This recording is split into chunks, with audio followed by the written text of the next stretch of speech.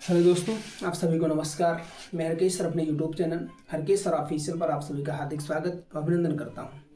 आज हम सभी लोग आगे के टॉपिक में पढ़ते हैं जीवधारियों के प्रमुख लक्षण। जैसा कि दिया गया है, जीवद्रव्य अर्थात समस्त जीवधारी विशेष प्रकार के लिक्विड मटेरियल या तरल पदार्थ होते हैं जो उनको गतिविधि और ऊर्जा प्रदान करते हैं। जैसा कि पहला दिया आपका जीवद्रव्य अर्थात जिसे हम लोग क्या कहते हैं, प्रोटोप्लाज्म के नाम से भी जानते हैं।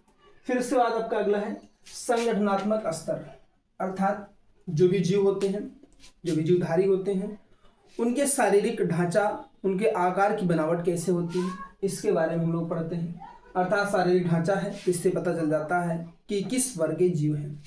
अर्थात ये स्तनधारी हैं, सरीसृप हैं, या फिर एम्फीबियन हैं, या फिर पक्षी वर्ग, इससे पता चल जाता है उसके ढांचे के आधार पर। इसे में क्या कहते हैं हम लोग, इसको ऑर्गेनाइजेशन लेवल के नाम से भी जानते हैं। अगला है श्वसन।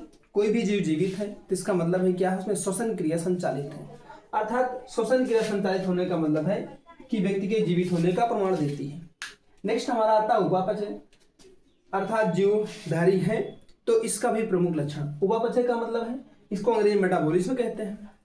इसका मतलब यह है कि व्यक्ति या जीव भोजन ग्रहण करेगा, उसके बाद क्या होगा, उसका पाचन होगा, फिर उसके बाद शरीर के बाहर उसका परित्याग कर दिया जाता है। तो ये सब क्रियाएं लगातार जीवन, किसी भी जीव के जीवन में लगातार चलती रहती हैं। इसे हम लोग मेटाबॉलिज्म या उपापचय कहते हैं। नेक्स्ट हमारा आता है पोषण अर्थात जब कोई भी जीव जीवित है तो भोजन अवश्य लेगा।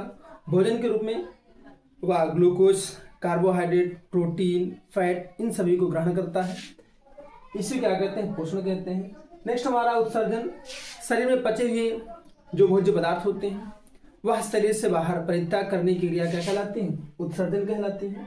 वृद्धि, भोजन करेगा तो भाई क्या होगा, उसकी वृद्धि होगी, विकास होगा, बड़े होंगे।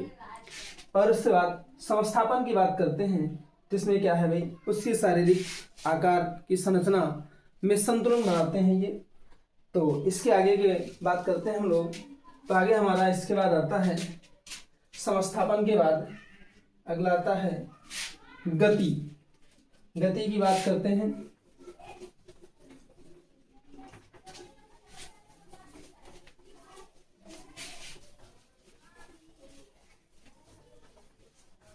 गति की बात करते हैं। अगला है हमारा अगला गति, जिसे हम लोग क्या कहते हैं, मोशन के नाम से भी जानते हैं। अर्थात कोई भी जीव जीवित है तो क्या होगा, उसमें गति होंगी अर्थात एक स्थान से दूसरे स्थान पर जाने में सहायता करेंगे या एक स्थान दूसरे स्थान पर गमन करेंगे। इसे क्या कहते हैं, गति कहते हैं, मोशन कहते हैं। और कुछ जीवों में स्वतः गति होती है और कुछ में क्या है, स्वतः गति नहीं होती है। जिसमें स्वतः गति नहीं होती है क्या कहते हैं, उद्दीपकता कहते हैं, या इसी को हम लोग उद्दीप्यता कहते हैं। और नेक्स्ट हमारा आता है इसके बाद अगला है खुला एवं बंद परिवहन तंत्र। जो भी जीव होते हैं उन सभी में क्या है, ब्लड, किसी भी जीव में जो रक्त होता है वह बंद परिवहन तंत्र के माध्यम से गति करता है। कुछ जीव ऐसे होते हैं इसमें क्या होता है, खुला परिवहन बंद तंत्र पाया जाता है। तो इस तरह से हम लोग आगे की ओर बढ़ते हैं। किसी भी जीव को जीवित रहने के लिए जनन की भी आवश्यकता है, जिससे हम लोग क्या कहते हैं, रिप्रोडक्शन कहते हैं। अर्थात किसी भी जीव को अपने वंश के संतुलन को बनाए रखने के लिए जनन आवश्यक है। चाहे पौधे हों चाहे जंतु हों, सभी क्या है, सब में जनन होता है। जनन की बात करते हैं तो ये 3 प्रकार के होते हैं। एक को अलैंगिक जनन कहते हैं, एक को लैंगिक जनन कहते हैं, और एक को हम लोग कायिक जनन कहते हैं। इसके बारे में हम लोग डिटेल से आगे बढ़ रहे हैं।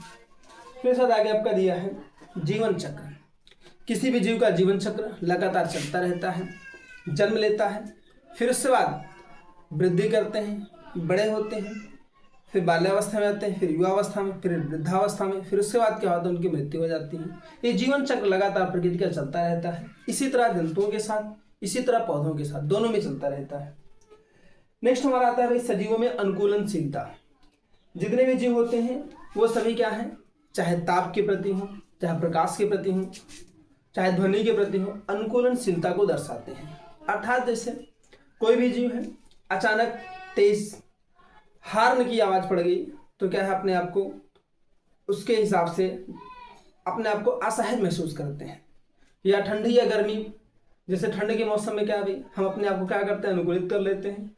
ठंड के मौसम के हिसाब से ठंड वाला कपड़ा पहनते हैं, गर्मी के हिसाब से गर्म हल्के कपड़े पहनते हैं, जिससे क्या हो, गर्मी का एहसास ना हो।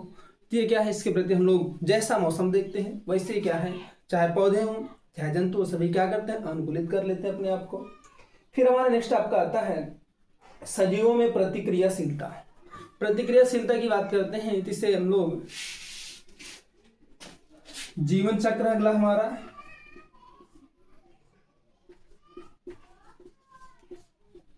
जीवन चक्र है। और फिर उसके बाद हमारा है सजीवों में अनुकूलनशीलता, या इसको सीधा लिख सकते हैं अनुकूलनशीलता।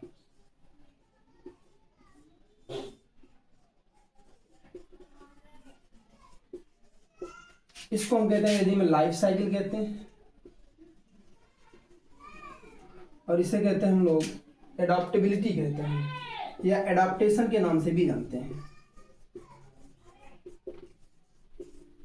फिर इसके बाद नेक्स्ट हमारा आता है प्रतिक्रियाशीलता।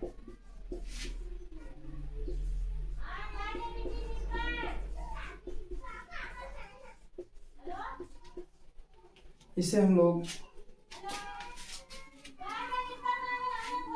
प्रतिक्रियाशीलता अर्थात इसे हम लोग रिस्पॉन्सिवनेस के नाम से भी जानते हैं।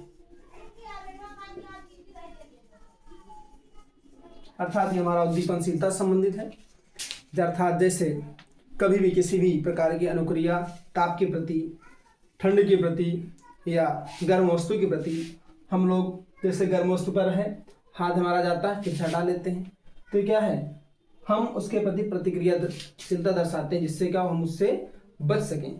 तो ये हमारा आज का टॉपिक था, अर्थात जीवधारी के प्रमुख लक्षण के बारे में।